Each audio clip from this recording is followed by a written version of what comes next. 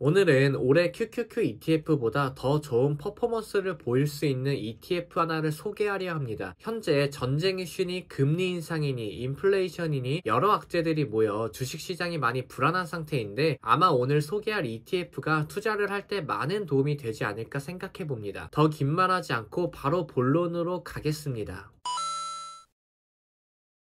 최근 연준은 높은 물가 상승으로 긴축 속도가 매우 빨라진 상태예요. 실제로 최근에 발표된 미국의 전년 대비 소비자 물가 지수는 8.5%로 매우 높은 물가 상승을 보여주었고 미국의 생산자 물가 지수 또한 11.2%로 매우 높은 상승을 보여주었습니다. 현재 이렇게 높은 물가 상승으로 인해 미국의 중앙은행인 연준은 기준금리를 올리는 속도를 매우 빠르게 할 것으로 보이고 있는데 그로 인해 미국의 금리 선물 시장에서는 5월 FOMC 회의에서 연준이 0.5% 금리 인상을 할 것으로 확신을 하고 있는 상황입니다. 미국의 연준 이사인 크리스토퍼 월러 이사는 올해 수차례 빅스텝, 다시 말해 올해 50bp씩 금리를 여러 번 올릴 수 있다는 말을 했고 연준의 대표 비둘기파인 브레이너드 연준 의장 지명자는 올해 5월에 양적 긴축과 함께 더 빠른 금리 인상을 예고하는 발언을 최근 계속해서 하고 있는 중입니다. 그리고 미국 외에도 한국은 4월 금통위에서 25bp, 즉 0.25%포인트 금리 인상을 결정하였고 뉴질랜드와 캐나다 또한 한 번에 0.5%포인트 금리를 인상을 했습니다. 이렇게 금리가 빠르게 오른다면 주식시장은 불안할 수밖에 없고 특히 금리 인상에 민감하게 반응하는 QQQ ETF와 같은 성장주 투자는 예전처럼 좋은 모습을 보일 수 없는 상황이에요. 그로 인해 지금처럼 미국의 인플레이션이 높고 연준의 기준금리 인상 속도가 빠르다면 올해는 QQQ ETF가 아닌 다른 투자를 찾아야 될 수도 있습니다.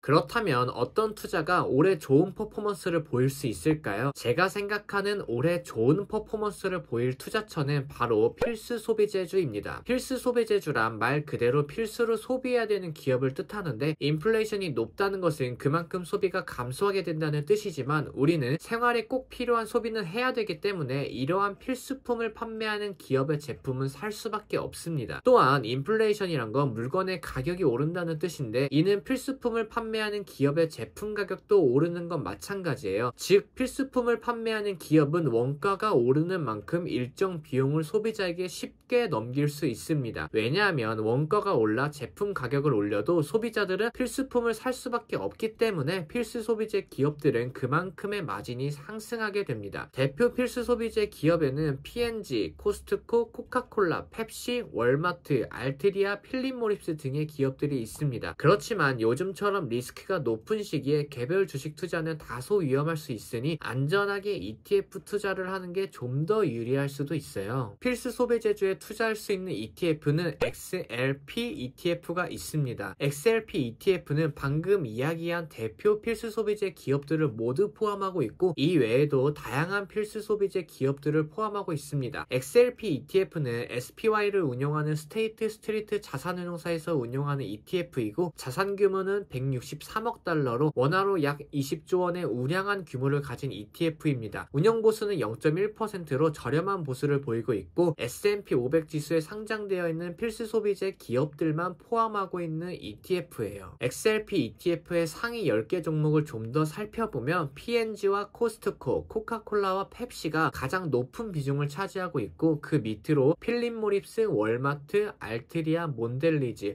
콜게이트, 에스티로더 등이 있습니다.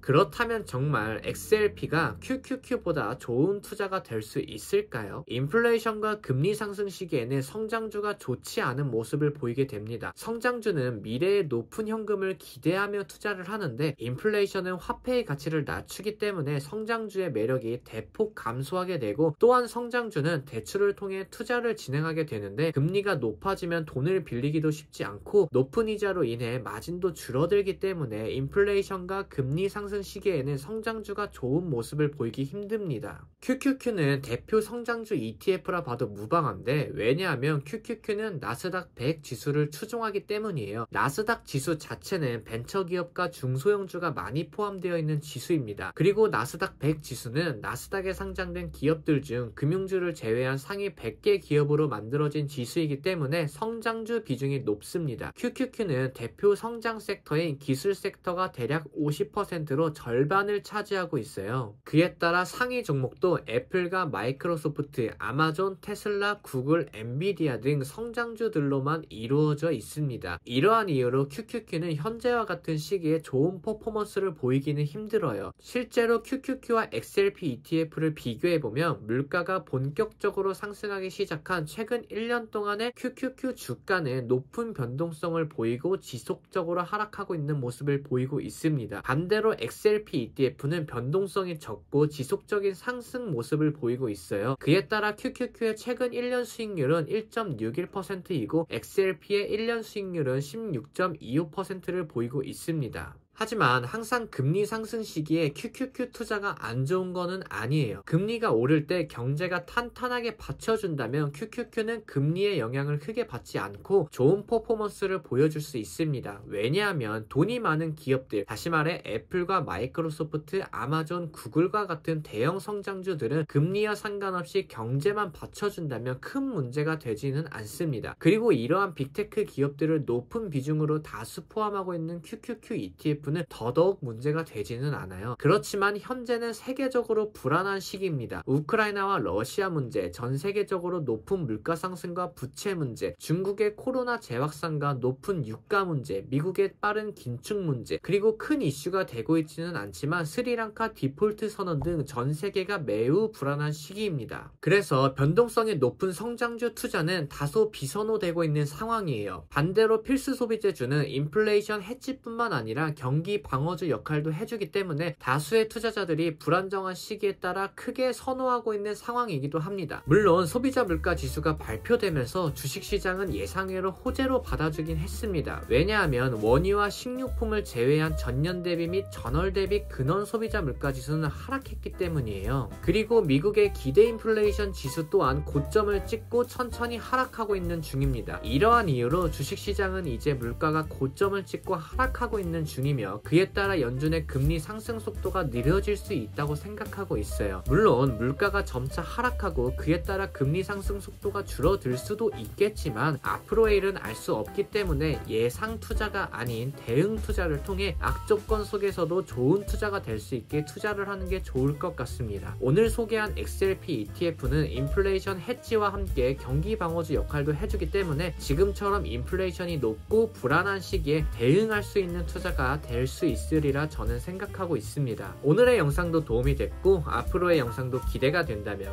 구독과 좋아요 부탁드리겠습니다. 감사합니다.